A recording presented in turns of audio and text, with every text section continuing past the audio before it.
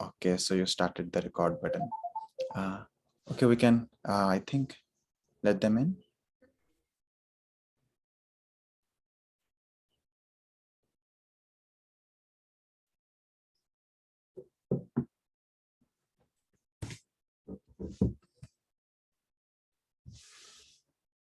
Hey everyone, just connecting to audio. I think.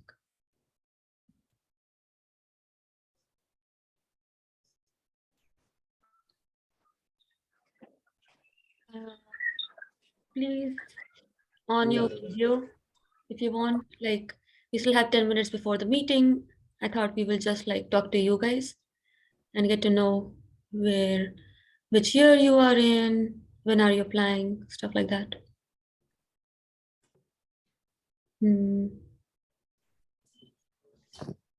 So we have Karanbir, Arjit, and Yogesh here. Guys, it's a safe space. You can switch on your video or your audio and just introduce yourselves. No,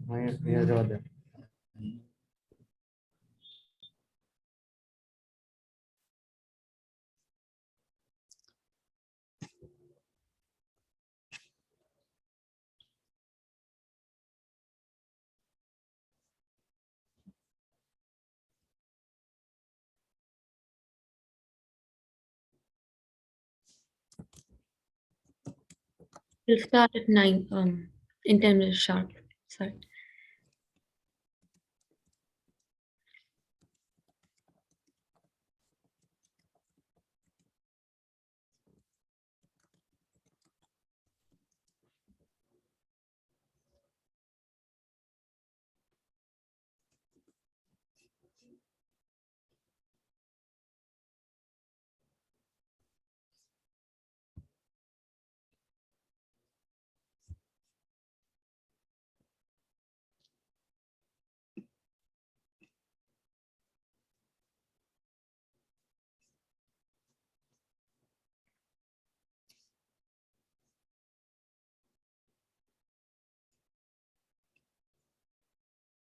Anyone just want to introduce themselves or just some casual conversation? We still have 2 minutes before we actually start the proper questions.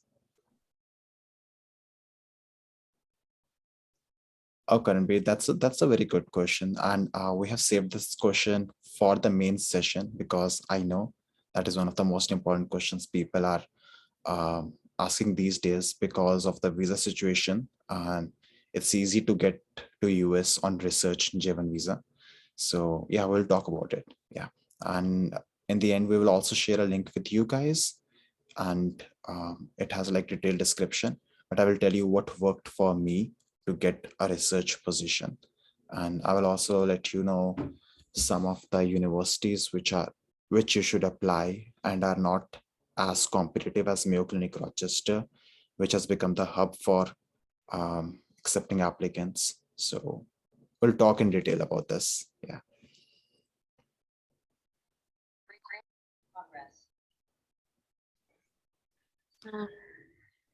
We have Parth here. Hello, Parth.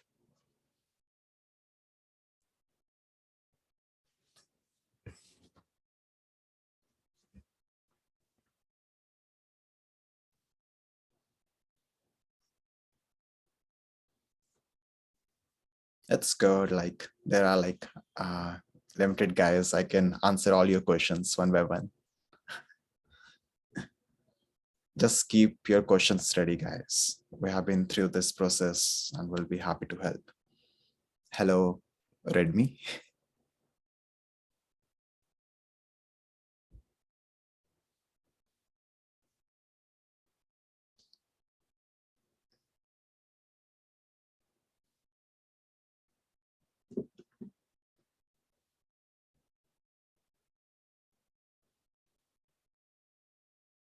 Shall we start?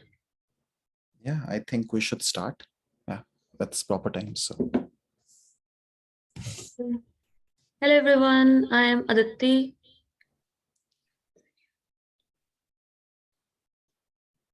I can see a chat. Okay.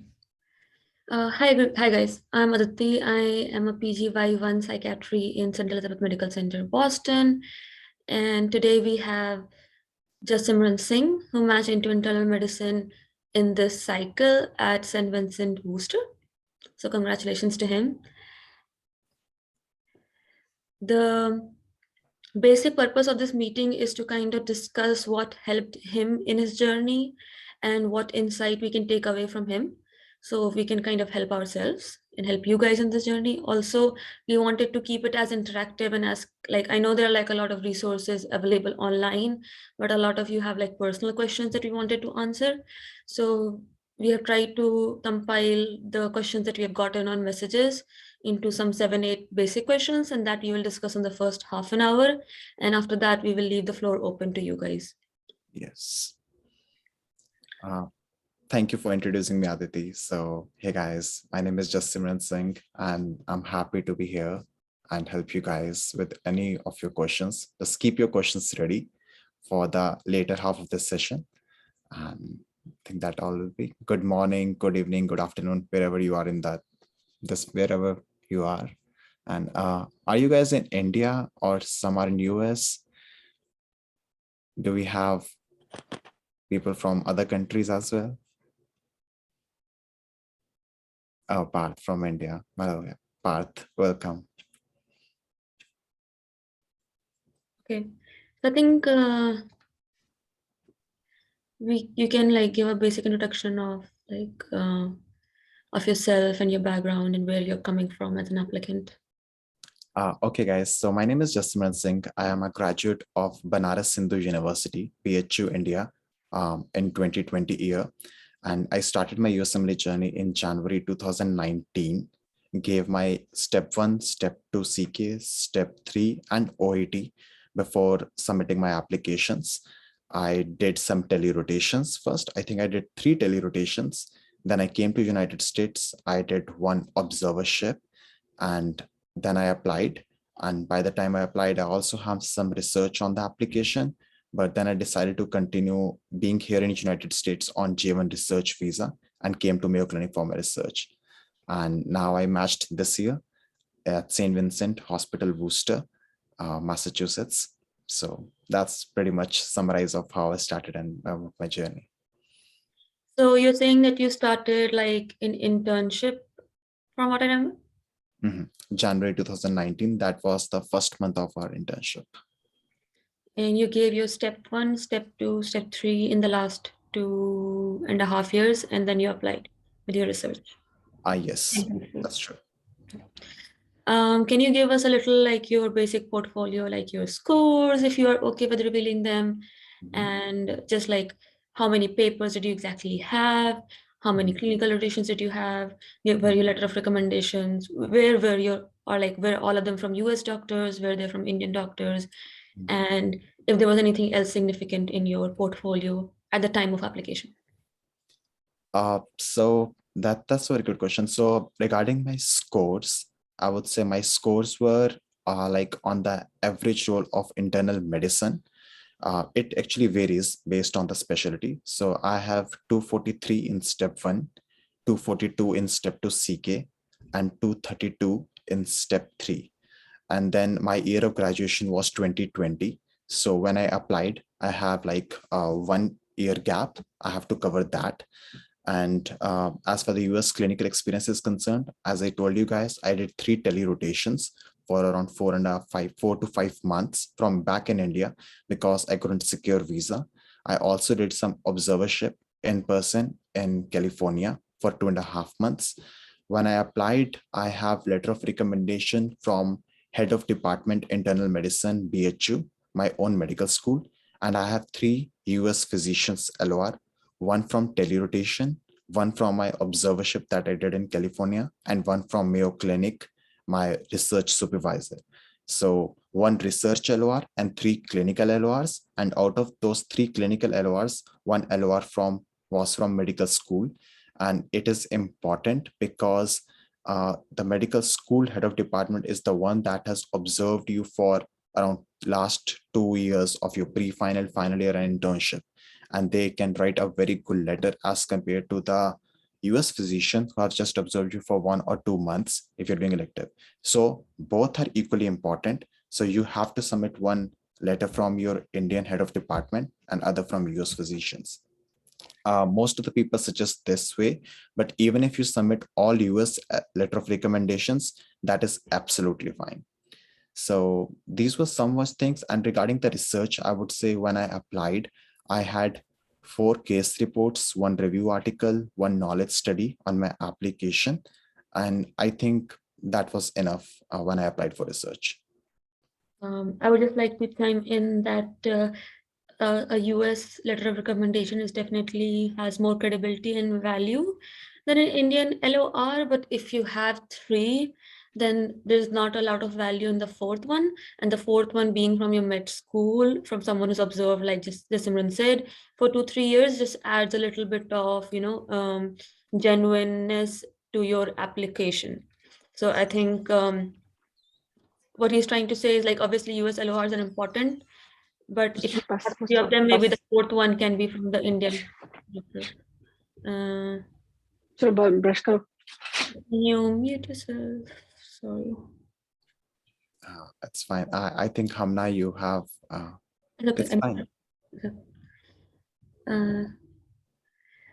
The other thing I think is really important that everybody has been asking me is that they are in India right now, or they're in their own country, and they're trying to come to the US, and they're wondering how to secure a research position, as getting elective experience and visitor visa has become something very difficult due to the COVID situation. So how would you recommend someone go about looking for a research position, and how did you do that?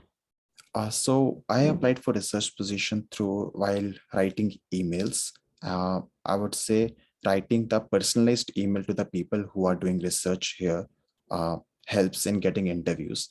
So I wrote around 150 emails in which I talked about who I am and where I'm from, why I wanted this 1 year of research position, and how this can help me in my future goals. So I targeted Mayo Clinic Rochester, Mayo Clinic Jacksonville, Florida, and Boston University. These are some of the common universities where you can apply, but other universities where you can get into for research are University of Louisville, Mayo Clinic, Arizona. You can get into Tufts University, Boston University, Johns Hopkins, Yale. So these are some of the common universities you can get into research. And I got 2 interviews from writing the personalized email about why I want this research position, and they took my interview. And I got 1 interview through LinkedIn. I believe that in LinkedIn, when you search for the recruiters and the international medical graduates like me already there in the research position, and you just, I would say, message them that you are looking for a research position, and if there is a vacancy, just let us know. And I got 1 interview that way, and I actually got a research position through that way only, through LinkedIn. So one of the research trainee here already helped me in getting that interview, because I just messaged on LinkedIn, and that helped me. So when you go to LinkedIn, just go to the Mayo Clinic recruiters, just on the search bar, type the Mayo Clinic recruiters, research trainees, and you'll see a lot of people already working in Mayo Clinic, Boston University, Florida, Jacksonville, everywhere. Just message them that you're looking for a research position, just let you know. I think some people will ask you for your CV, and then they will say that they have kept your CV in the portfolio and it's in the line, so we'll review that. So I believe sending emails and LinkedIn are the best way to secure a research position, and it really helps. So that will be how you want to get a research position. And then another thing is that I really want to convey to you guys is regarding the clinical experience. So some people, they come here and they think that when they will start the research position, they can do clinical experience alongside it. But that is not true. It is a J1 research visa. And as far the legal aspects of embassy, US embassy are concerned, you cannot have a patient contact unless your project itself involves taking consent from patients or observing procedures, all those stuff. So when I started doing the project in colonoscopy, I was allowed to observe the colonoscopy, and I do write that while explaining my research experience in my CV. But in order to get the clinical experience while on J1 research visa, you need proper authorization from US Embassy. And for that, you have to get permission from your principal investigator from the Human Resources Department. Then they file that permission for the US Embassy that you would want to do some clinical experience while on J1 research visa, and then only you are allowed. So these are the legal aspects of getting clinical experience while on J1 research visa. And, and apart from that, it is normally not allowed. You can give your step exams on, you can observe all the things that are included in your project, research project, but you cannot do on the side clinical elective or observership when you are on J1 research visa. So this is something I think a lot of people have confusion with, and I really wanted to clear this out.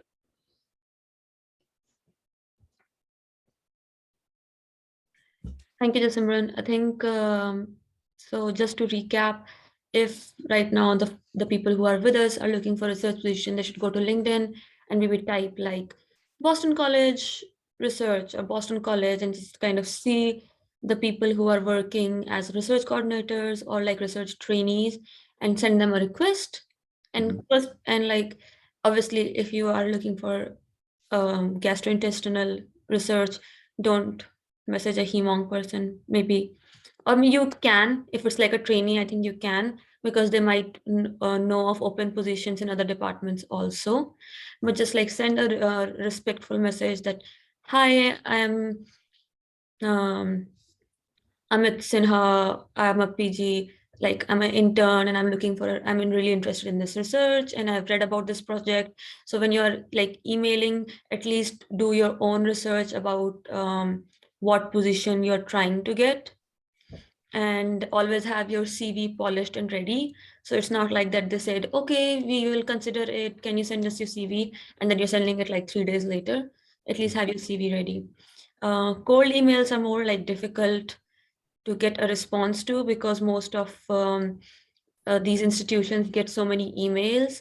Emails from normal Gmails can get filtered out.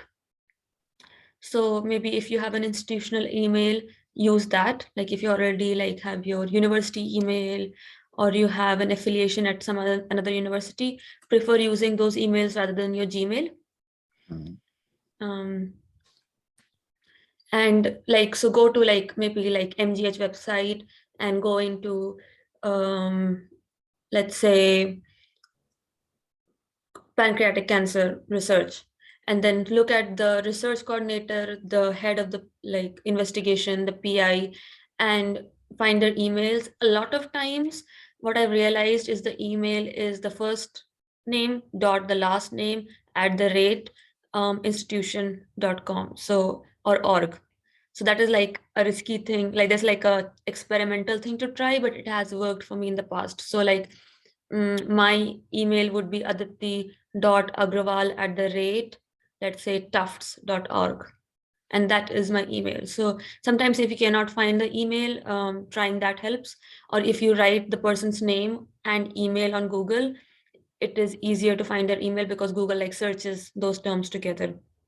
Also, if you cannot find their email on website, go to LinkedIn and try to find that particular person's profile. Sometimes they check LinkedIn more often, and that is how I got my research in PGY1 also. So that is worth trying. I think Tanzila has a question. Can we do research on B1, B2 visa? If you're a visa requiring candidate and you want to do research at an academic affiliated institution, you need to get a J1 research visa. So sometimes if you are in the United States on B1, B2, they tell you that you can come here and you can start your research on B1, B2, and we will transient your B1, B2 to J1 research visa. But that is a very long and cumbersome process. I was in California on B1, B2, and they told me that you can come to Mayo Clinic and start it on B1, B2, and then get converted into J1. But the people who are already here on B1, B2 and undergoing this transitioning process, it takes 1.5 years. You have to hire your own attorney and you have to extend your B1, B2 at your own expenses. It is much easier to get an appointment from India, go there and just get your visa. if you are in United States, a lot of people, because in COVID, there was a lot of restrictions from India for flights. So they went to Mexico. If you're already on B1, B2 in United States, you want J1 research visa, your best and most easiest way is to go to Mexico by taking appointment. Then you get your J1 research visa and come back. So this is how it goes. So Ravneet is asking, I have heard that we can do unpaid research with B1, B2 visa. Is that true? If you, I don't know if you're talking about some clinic or some out the counter, but in every Do academic institute you where mind if you, I answer that? sure, sure. So you cannot have like a research position, like an official research position, like a research trainee on a B1, B2 visa, but like writing case reports or writing reviews or working with the professor, like if you are rotating and let's say the professor is working under some research and he asks you to write the introduction, he asks you to write the um summary. That is totally allowed, and that is like obviously when you're doing electives, asking professors that if you can help on their research projects is a good idea, and that is allowed. You cannot have an official research position, but you can contribute in research. Uh, we have another very good question from Vishal, that if we do research on J1, then can we do residency on H1B visa? Because you have to go back to India for 2 years on J1. Very good question. On J1 research visa, you have a 212E, as told by embassy, a home country rule. So as per that home country rule, if your J1 visa terminates, you have to go back and you have to be in India for 2 years. Why this happens? Because J1 is an exchange visitor visa. This means you will learn something from United States, and from that knowledge, you will help your own country when you go back. That is why they have this 2-year rule.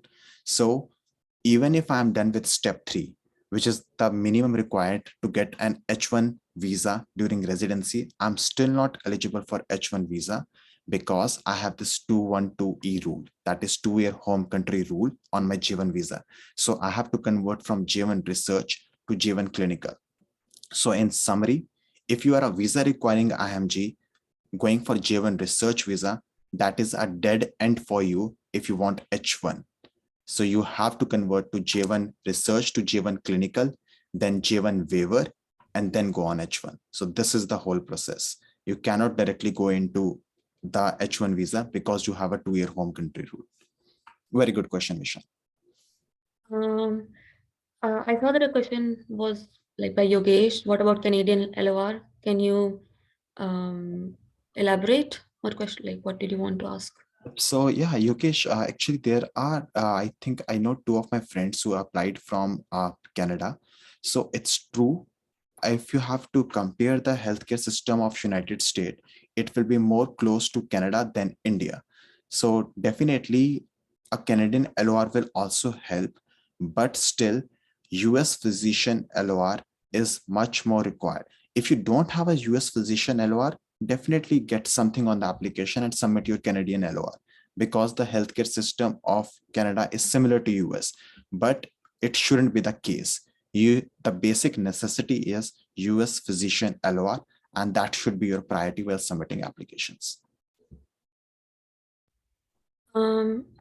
Before I answer Apurva's question, I kind of wanted to discuss some of the questions that we had planned.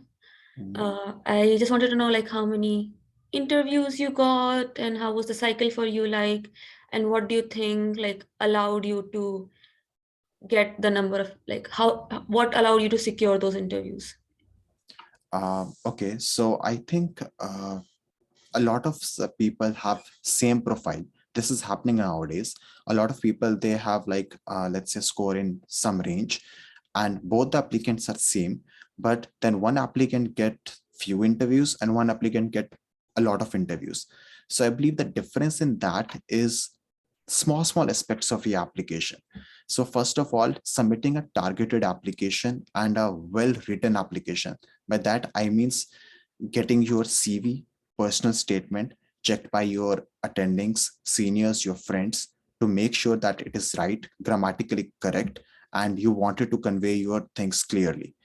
And then after submitting a proper application, and also a complete application, by complete application I mean it shouldn't be the case that your ECMG certificate is due, or you just have 2 letter of recommendations, or anything. It could be anything. You do not have ERAS, MSPE. So even if one of the thing is missing, you are most likely to filter out of the majority of the chunk, because when they start the application review process, the first thing to narrow down the applicants is the filter thing. So they can put a filter on, like, whether you have a CFMG certificate, what was your year of graduation, do you have 3 letter of recommendations. So I would recommend submitting a complete application is one most important thing. Another thing, now the trend is changing. Step 1 has become pass and fail, and also knowing that step 3 do take some time to prepare step 3 exam during residency. Some of the program directors in the east, they are now expecting you to give step 3 as well while submitting application. That is not the necessity, and only few people look at those. But I would say after giving step 3, I got interviews from programs in Maryland and another state that gave me interview just because I have step 3 on application. All my friends who got interview from those programs, they have already done with step 3. So I gave step 3, that do help me to get 2 more interviews. When I say targeted application, by that I mean that I said, like, my permanent address is Massachusetts. I wanted to go there because Aditi was there. And in my personal statement, I wrote, when I came to Boston, I really like it, and I would want to be completing my residency while being in Massachusetts, and I really like it. That is what I mean by targeted application. You show your interest in the state, city, program in every aspect of application, personal statement, CV, all those things. And the third thing I would say is definitely networking with people, networking to your seniors, your college seniors, if you have any in the United States. Just reach out to them and tell them that you are applying this year, will be okay to help you get a recommendation at your program. So trying to network with your college seniors, and also the attendings and supervisors you have worked under. Once you have worked under them, taken an LOR, later on you can ask them professionally that you are also thinking of applying this year, and if they think that you are a right fit for some program, will it be okay if they recommend you? And when I came here on research position, after working for 4 months, my supervisor, they told me that, yeah, definitely we will recommend you to 1 or 2 places that we think that you will be good. And I got interview from that. So I got 2 interviews by recommendation from other people. I got 1 interview by reaching out to the college seniors and my state seniors. I got 2 interviews from giving step 3. So these are some additional aspects. Apart from, if a similar guy with my scores and my profile is applying, but what I did, networking, giving step 3, and also reaching out to the people, targeted application, this really helped me in getting good number of interviews.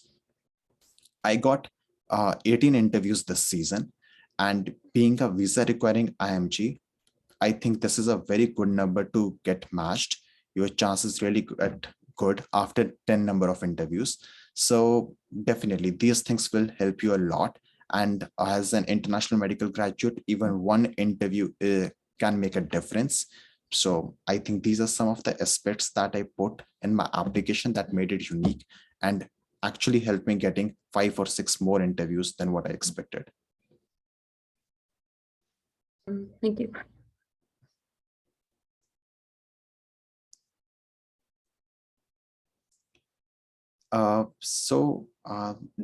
Apurva, hello Apurva. Apurva is also doing research at Mayo Clinic, and she will be applying soon and will be giving step exams. Hello Apurva, happy to have you here. During interview, every program asks why us. How do you answer that for every program? So that's a very good question. So in interviews, this is the most common question because they are looking for a good fit. And by good fit, I mean they want your genuine interest in why you applied to that program. So I always go by, okay, I will just say when I interviewed in one of the program in Massachusetts, what I said. So I told them when Aditi matched there last year, I came to Boston. I really liked that place. There was so much diversity looking at the international students at MIT, Harvard, and they were like from all over the world. And there were so many good restaurants. And it's like the whole culture of the Boston. I really like that. And that's when I decided I will apply broadly in Massachusetts state. That is how I came across your program. And when I came across your program, there were an academic affiliation with this university, X university, let's say.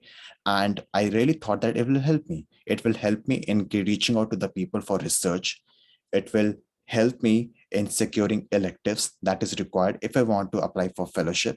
So I told them that you have these academic affiliations that will help me in getting my CV done for fellowship. Also, you will be having some students that will be rotating with us. And I love teaching. I'm so much passionate about my teaching since anatomy dissection halls. So I will have that opportunity to learn from you guys. So something like on that basis, how I will be a good candidate for them. And finally, I researched the program very well. So there was this one doctor, I cannot take the name, but they were working on artificial intelligence to detect the polyps. And I'm working on the similar project at Mayo Clinic. And when I said that, oh, at your program, I saw the gastroenterologist list and Dr. XYZ, they're working on AI and this thing. I saw their papers and I'm already working on AI polyp. And when I come there, is it possible that they could mentor me? So they thought that I researched their program very well. I know what my interests are, being realistic, and then just like why these are will be a good fit because they already have the research going on to the field that I am really interested in, the place, and all those things. So I believe that is how you answer the question, why your program? You have to tailor it to what that program will give you, some very specific things about program if someone is working there and they have some good academic affiliations, and finally the city and state. So I hope I answered your question, Apurva. I would just like to add, like during my cycle, everybody I know, even if it's your first attempt or your second or your third, there's a sense of uncertainty and desperation while you're giving the interview. So a lot of applicants tend to be like, "Oh, I love this program. I love everything about it. I want to just join it. Just take me," kind of.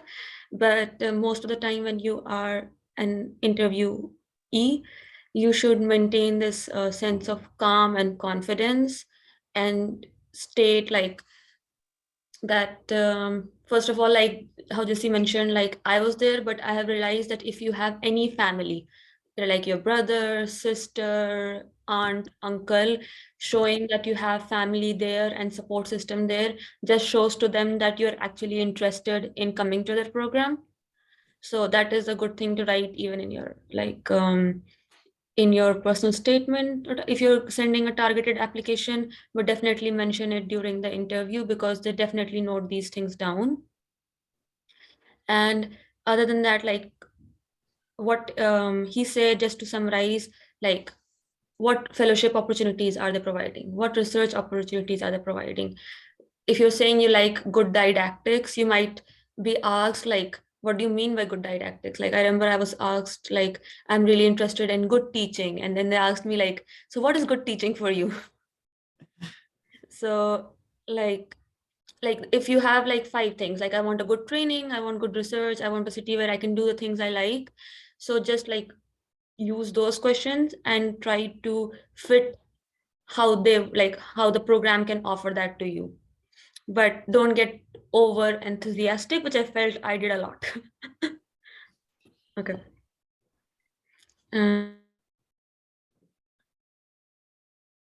I think we have a question from, I'm pronouncing the name correct, Michelle. How did you find the observership in California? How can we secure strong letters from non-hands-on US clinical experience? So regarding finding the observership in California, I found it through my personal contact. So my uncle, he was already working there, and I told them to reach out because it was COVID. I told them to reach out and call every doctor he knows or have been under while taking care of. So just reach out to the people and tell them if they are willing to have me as an observer in their clinic. So I went to the clinics. It was in 2 different counties, just accompanying doctor everywhere.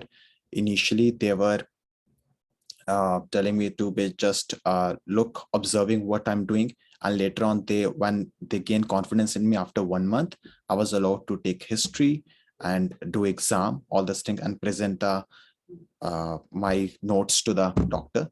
So this is how it went. And how can we secure strong letters from non-hands-on US clinicals? So actually, it's not your letter on not only defines that he or she or they did some hands-on physical exam or stuff. The letters talk about your personality as a whole. Why will you be a good candidate? Like they might write that one day he presented this case and his examination history was really thorough, or whenever they ask some question, Michelle was very quick to adapt and give answers as like quickly. She was always the first one to raise the hand, look for the opportunities. So it's also about your personality and your experience with the doctor for 1 or 2 months. So even if you're not doing something hands-on, by that I mean examination and reaching out to the patient and just doing observership, still they can write you a very good letter. And I think you get this feeling that if you had a good connection with the doctor, you can really ask them to just write you a letter of recommendation. And normally it happens in a lot of places that they want you to tell them what you want in your letter of recommendation, which specialty you want to target. Do you want us to tell that are you interested in research and any other things? So I think if you ask them, it will be good once you have given your complete full to that rotation. So I hope I answered your question. If there is any other cross question to this statement, just ask me, Michelle. I would just add that I posted a list of some common places that allow clinical electives and hands-on and non-hands-on rotations. So just, I guess, take a screenshot or copy those lists and research them after this meeting. Yes. Also, I would like to say is that I remember that when we were applying for electives, we were really fixated for university electives, because that was what was told to us, that if you don't get, like, university electives are the best, that is what we need. But and like the private places, letter of recommendations may not have that much value. So, but the university electives are like, if you don't have the visitor student exchange, visas and VSLO, if your college is not a part of it, you don't have a lot of options, and you can only do these electives as a student. And over the last 2 years, we have realized that the hands-on rotations offered by agencies, personal contact, private clinics have a good impact, and their letter of recommendations also have value. So I think we wasted around 5 or 6 months looking for university electives, applying to them, waiting for them to answer, only to have COVID and get rejected. So while definitely apply to university electives, there is, I just want to say that the paid private electives are also good, and they are can be a real time saver if you have a 4 months and you really want to complete a lot of things. So, and I did my elective with American Medical Opportunities. I didn't know anything about that. I didn't know if it was going to be a sham or not, honestly. But the person who I worked with was affiliated to a university hospital, and he was very helpful. He guided me through my CV also once, and he gave me a glowing letter of recommendation, and it was on a university letterhead. So I think we should not be totally wary of private rotations. That's true. And it's a perfect example of how you can secure a good letter from a tele rotation as well. Like even did Aditi performed really well, and they gave her a letter of recommendation on the university that professor was affiliated with. And it really makes a lot of difference, because the first thing that someone, while going through your all this hard copies, they just see, oh, a university name, and then they read the letter of recommendation. So it really helps. So out of my 4 letter of recommendations that I submitted while giving applications, everywhere Mayo Clinic letter was opened. none of the other LORs they read. And even if they read, they didn't mention during the interview, but Mayo Clinic letter of recommendation, they read thoroughly and asked me detailed thing about all the research I did. So a university name really helps. And you can ask them, just the person you are doing your rotation with, to write your letter on the affiliated university. And sometimes they do it themselves. But like, just like the main point is, if you are not getting a university elective, don't go just like waiting and waiting.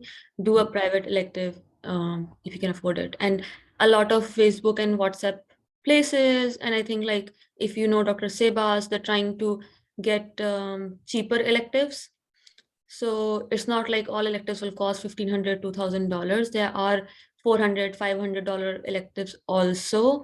And a lot of the doctors, if you talk to them personally, like private clinics, if you reach out to them personally, they may allow you to do a rotation without cost. Okay, so Rachna has a question regarding externships. So externships, by I think what I mean externship is that you can do a hands-on rotation even after you are a graduate. So the thing, Rachna, here is that even if you are a graduate and you go to an institute like Brooklyn Cancer Care, let's say St. Peter's Observership Program, all these things, but still when you go there, you can take history and do physical exam, and that is considered hands-on. So specifically, even the agencies are telling you that it's an observership and you're just going for clinical experience as an observership, but they let you take history and do the exam. So it can be counted as an hands-on when you're explaining that on the CV. And regarding externships, some of the very good institutes I know is Heart and Vascular Institute in Detroit. They give you a commitment of 3 months and you don't have to pay them anything. You just have to take care of your own expenses while living there, Heart and Vascular Institute Detroit, but you get a 3 months of good exposure of writing notes, taking history, performing physical exam, and all these things. So you should reach out to them. And the last thing in the list that Aditi mentioned, residentsmedical.com. This is a place where you can avoid the third company like AMO and all these companies and directly connect with the attendings. Okay, although Resident Medical itself is a platform, but it is a very good platform to reach out to the people to ask for in-person observership, telerotation, or any other kind of US clinical experience. So I highly recommend going to residentsmedical.com. Like, it's a very good platform. I decided very late. I'm currently in the last year of medical.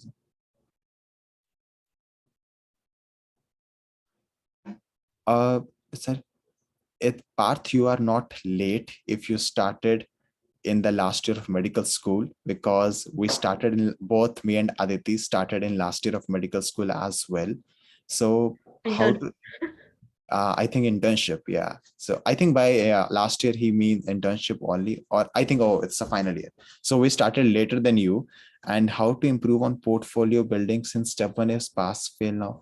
Uh, just becoming step one pass fail, it doesn't mean that step one won't have, like, obviously now the filter will go on to the step to CK, and in some programs in New York, New Jersey, and Northeast, it will go on to step 3 as well. So the basic red line is same, like you have to do all those things that we have been doing previously. It's just there will be more emphasis on the score filter in step to CK, and a lot of program will start looking at step 3. That will be the only change that will come after step 1 pass fail. I just also want to mention that okay, sorry, gone. I lost my train of. It's fine. Okay, so you have to give one list to the Ravneet. She's asking for the programs that Ravi, I will post it on USMLE flashcards, or like if you have my personal Insta page, just remind me. I will post like a web link after the meeting. Okay, so I think Aditi, you can take the next question. It is very good because you matched with the telerotation, and Kayur is asking, hello Kayur, is asking how good is telerotation in terms of importance in match application. So I will let Aditi take this question. Hi, Kayur. So Jessie did like 5 telerotations. I did only one. I was just like random anomaly that matched with one telerotation and never coming to the States. I feel like there is a lot of discrimination that telerotations aren't that good enough, but you do like you do get to take the whole history, interact with the patient.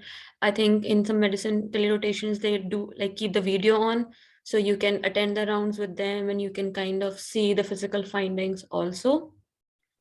One thing I realized is that the programs that are actually interviewing you, they are not in the business of getting you a seat.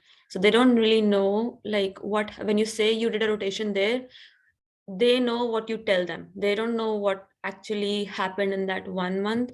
So expressing those findings in a way like focusing on what you learned and focusing on the experiences that were good is really important. And I definitely feel telerotations are a good way to gain connections and experience while you are waiting in the States for a visa.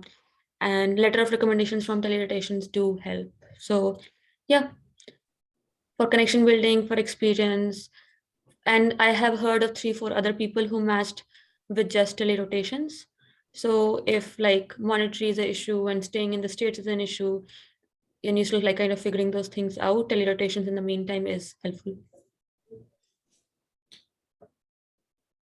Thank you, Aditi. And we have another question from Redmi. I'm a graduate. Is there any way to get electives now, or only observerships are possible?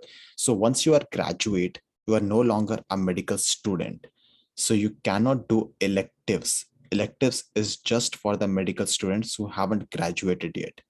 But now observerships, externships, both are possible, and you can get a very good letter of recommendation even from observerships and externships that we mentioned. And I think all the lists that we mentioned above mostly gives the externships or observerships after graduation. You can go there, because electives you have to apply to the university. So I would say you cannot do an elective once you are a graduate, but observership and externship will play a very good role. And if you are a graduate, Redmi, one thing I want you to know is that people look in a recent clinical experience when you submit your application.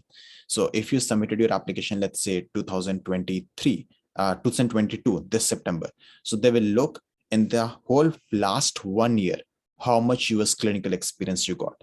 Before that, they might, obviously it is important, but only if you have a recent clinical experience, that will give you the maximum edge. That is why most people, they do their clinical experience just before submitting application, so they have like the recent exposure.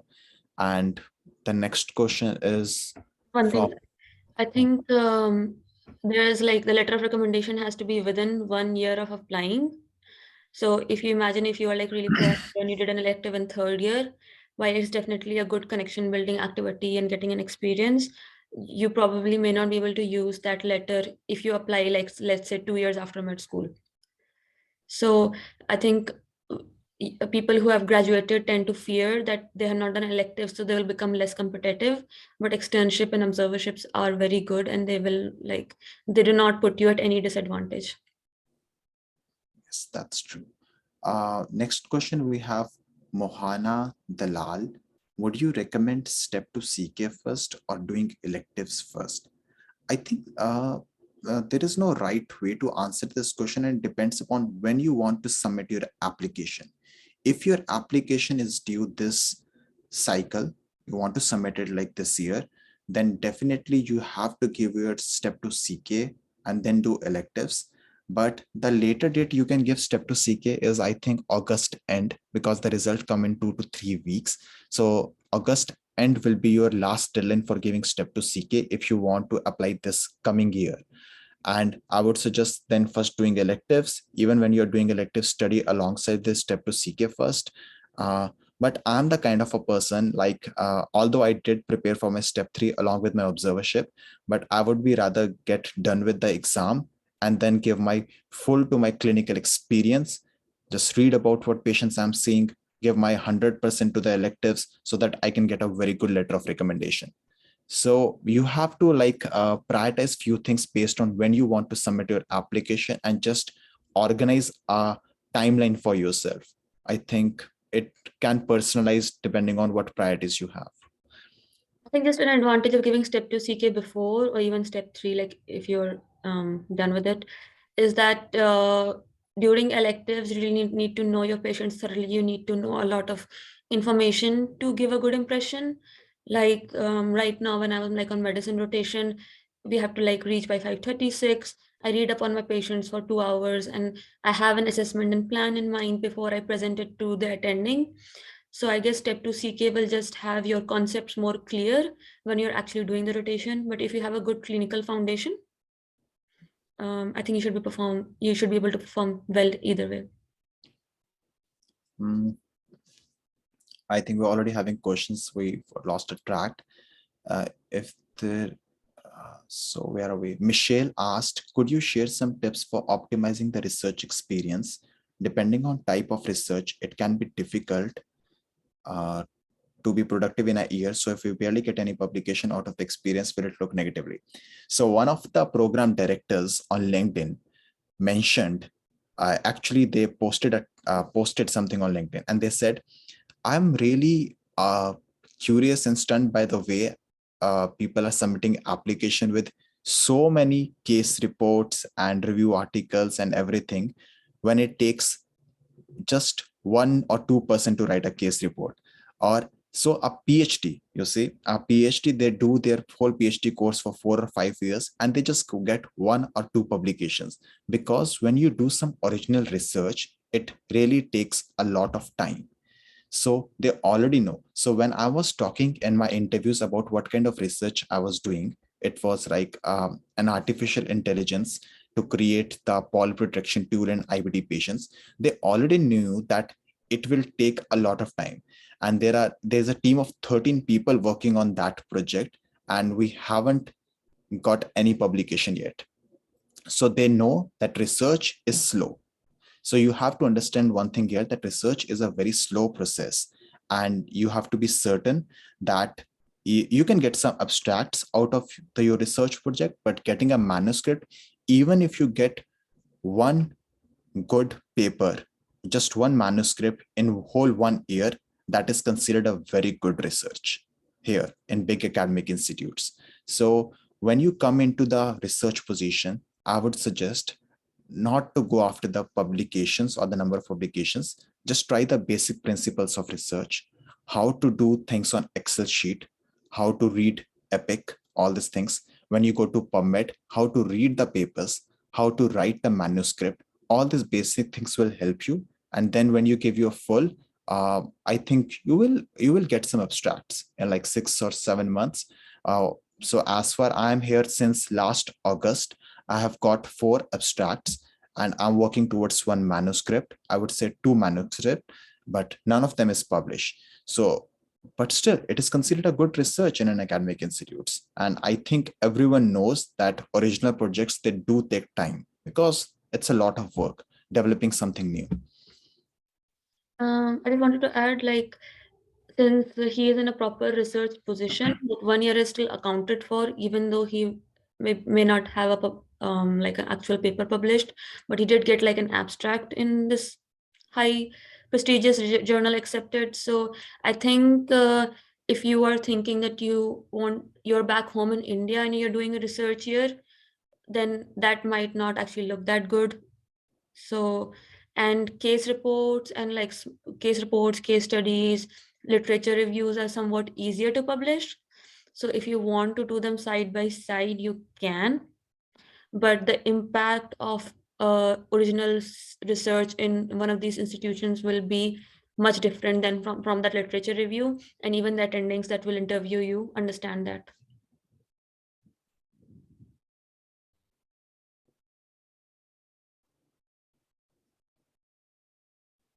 I think we missed one question from Rachna. 1 second. Will it be a problem if there's a gap after graduation? So from what I understand is that most people take at least a year or two of gap before applying, mostly because we have a different timeline than what US MDs have when they finish. It all depends on how you use that gap. And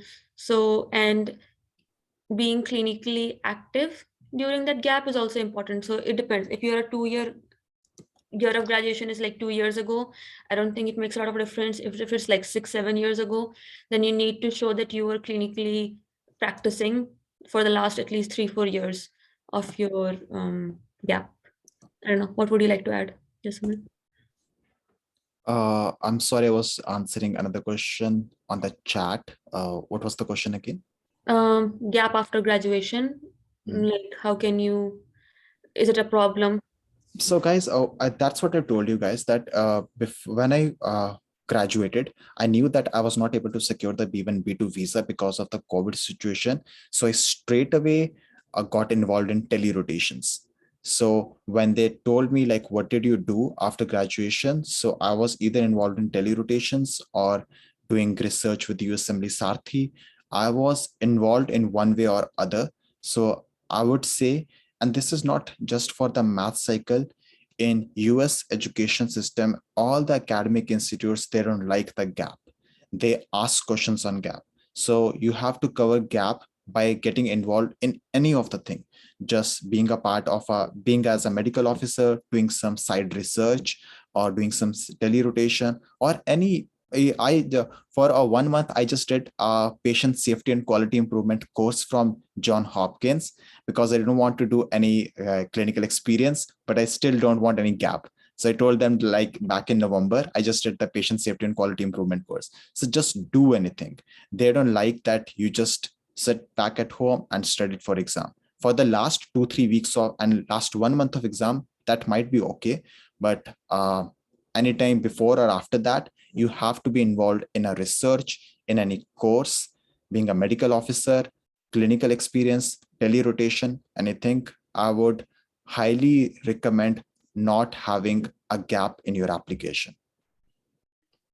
Um, And a lot of these research positions and courses are like self-paced and they are not like that time consuming. It can be maybe like 10 hours a week, 20 hours a week, and you can choose positions that are part-time. So if there's a reason for your gap or you have like family issues, health issues, and other things that you're taking care of, there are ways to kind of do something on the side that is not so time consuming.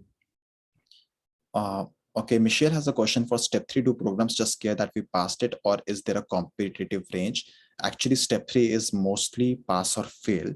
So I would say, but in some of the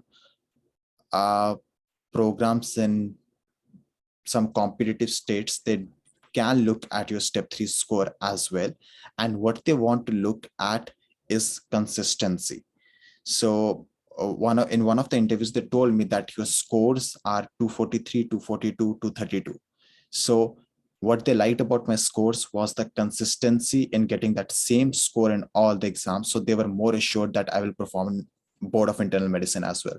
So I wouldn't say just go for a pass range. Definitely aim higher, but step 3 is mostly pass fail in most of the institutes. I think step 3 might also be a valid score for fellowships. So if you already have in mind that you want to do fellowship, then it might be a good idea to aim higher. I can see a question, Tej. I would like to ask where I can find about research programs. So we kind of discussed that. So Tej, I will upload research programs and clinical experiences list on Yosemite flashcards either today or tomorrow. Um, how to do how to do US research from India during med school in India, and please share your research experience. Uh, I think just like there are a lot of remote opportunities in research now, especially if you're not doing data collecting, like doing literature reviews and finding ideas and being part of organizations remotely is now very easy. So just like what we discussed before, contact the person either by email or LinkedIn or Twitter, and say that you're interested and you're ready to work. And especially they're really open to med students and recent graduates.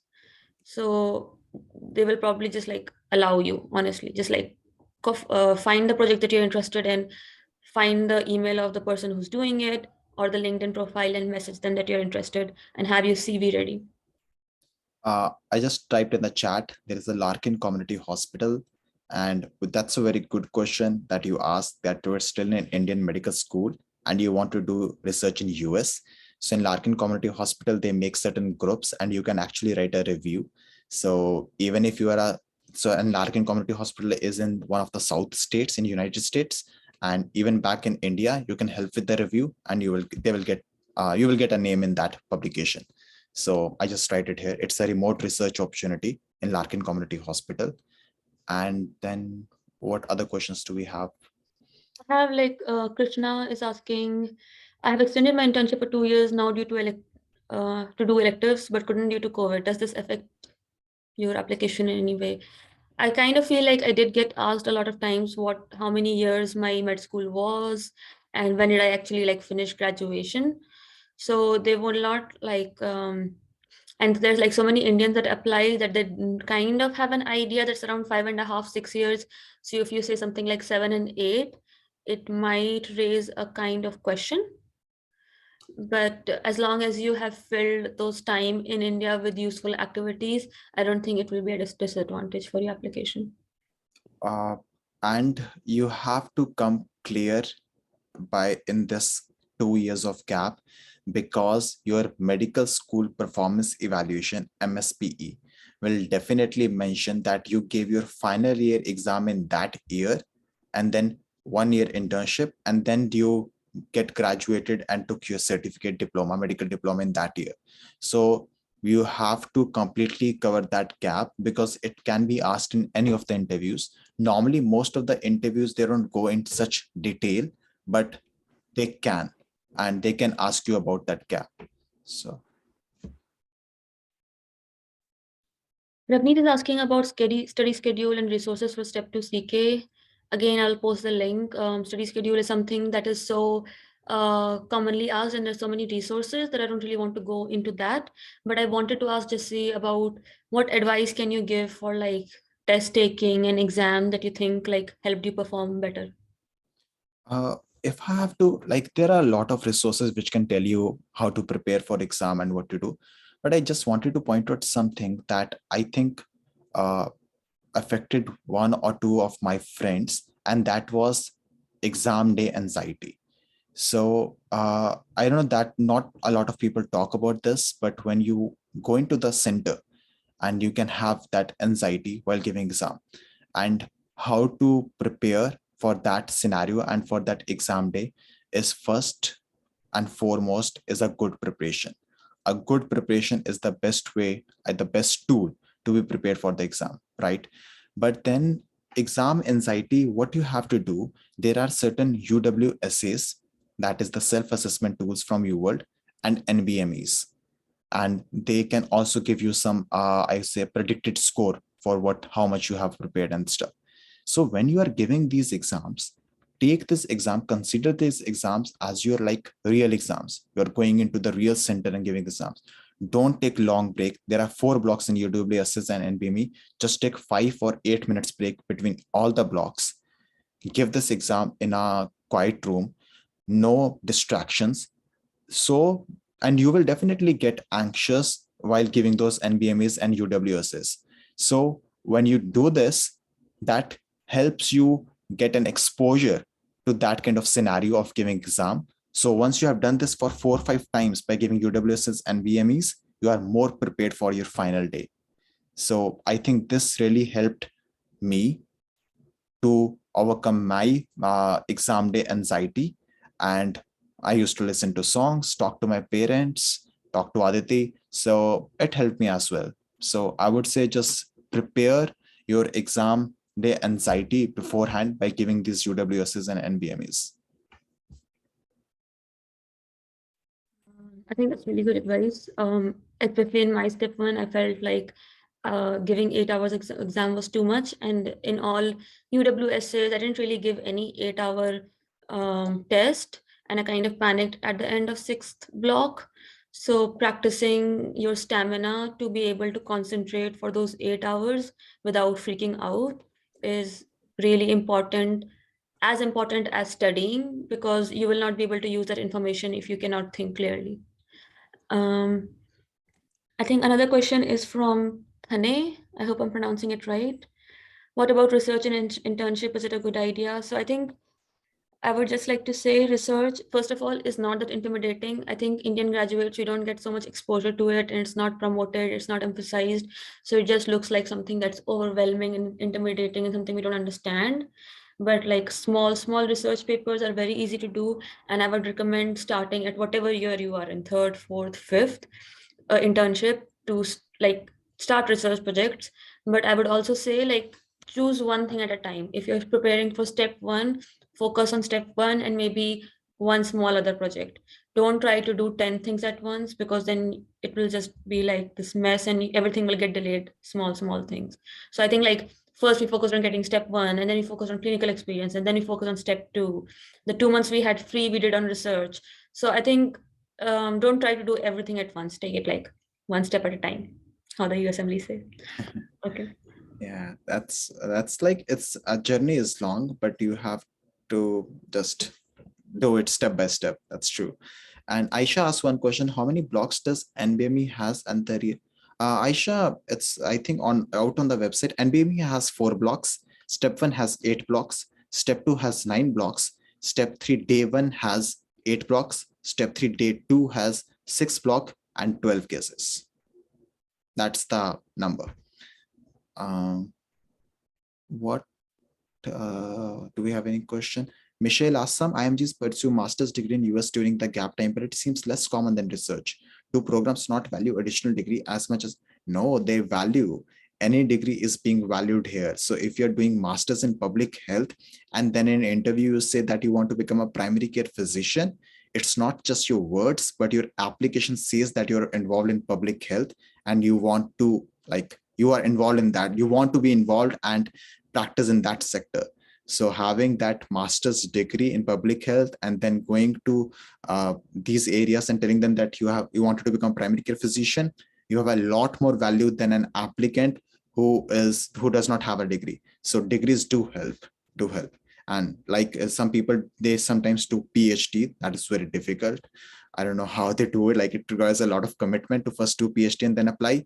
But then after doing PhD, when you apply, programs already know you have a strong research background.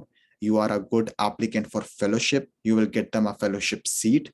So if a program is looking for an applicant who can deliver them a fellowship placement, you are a perfect candidate with the research background.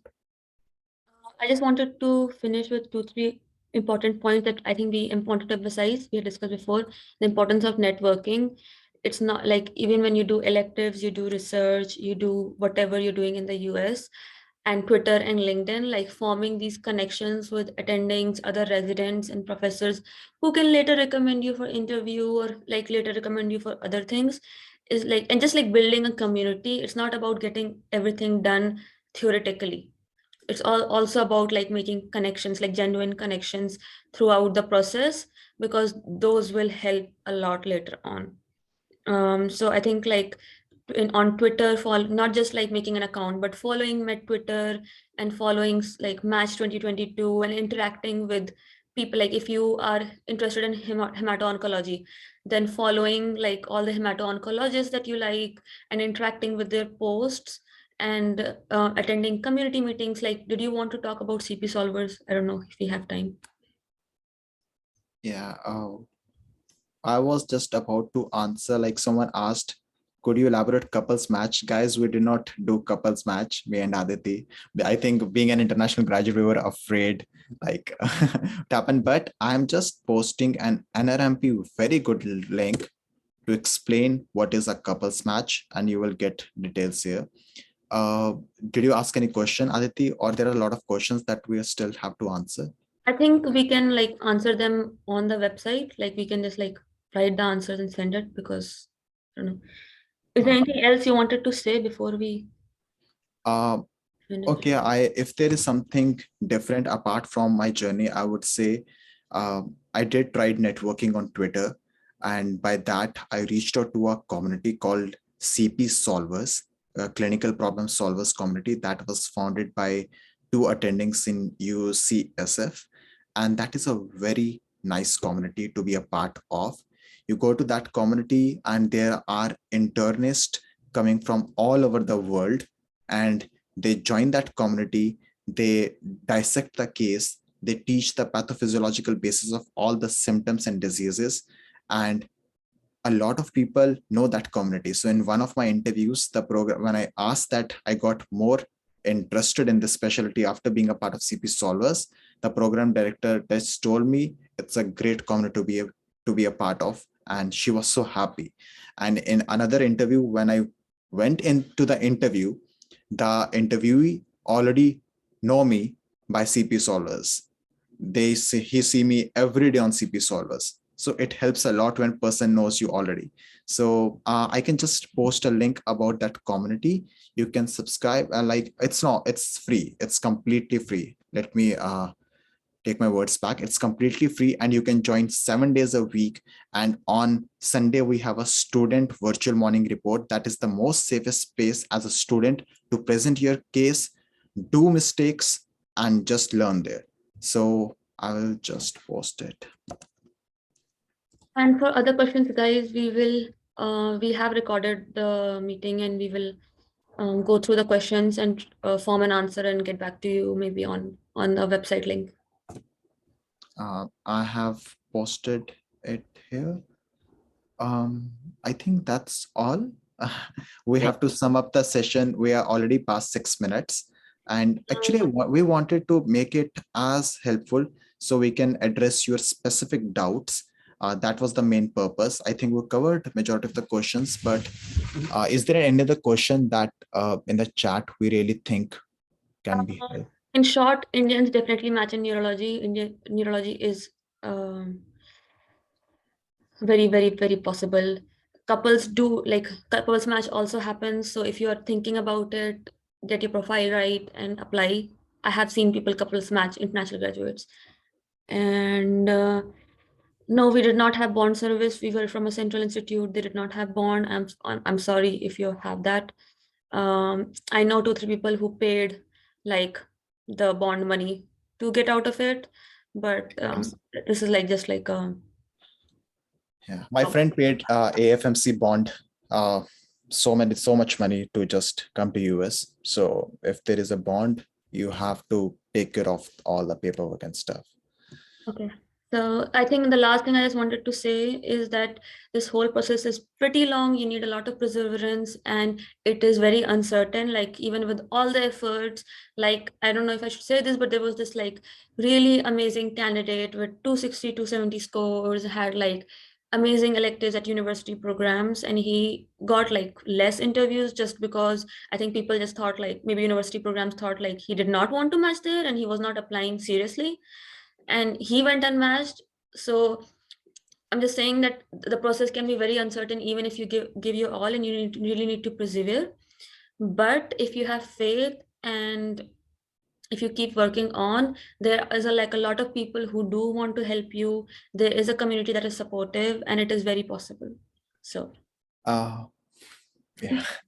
So just hang in there, guys. Reach out to us for any help, and we would want to address as many doubts as possible. And I think Thane asked 2 Indians matched to neurology step scores and research to match. So we have a very good friend, Rovet, and he matched into neurology. He applied dedicated neurology. So we'll be doing a full session on neurology, and we will send you guys updated video link, or we can have a session like Zoom. I think that will help these guys. So we will have a neurology match to resident as well soon in upcoming weeks. yeah. Thank you guys for joining. Have a good day and a good Bye, guys. night. Bye.